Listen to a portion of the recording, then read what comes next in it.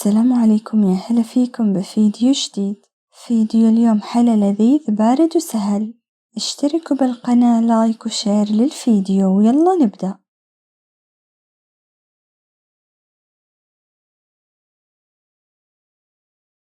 حليب سائل وبسكوت شاي. نغمس البسكوت في الحليب ونحطه بالصينية.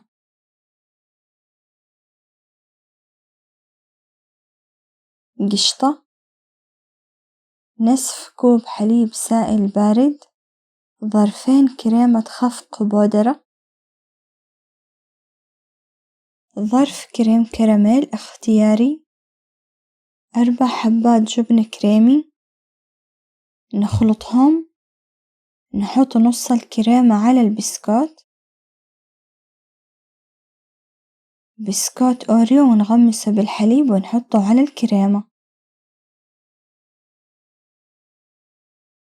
باقي الكريمة نحط عليها كاكاو بودرة ونخلطهم ونحطهم على البسكوت.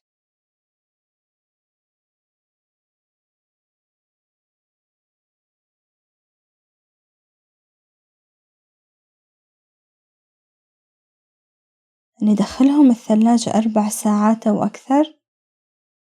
وبس، هذا فيديو اليوم. اشتركوا بالقناة وفعلوا الجرس عشان يوصلكم كل جديد. لايك وشير للفيديو. مع السلامة.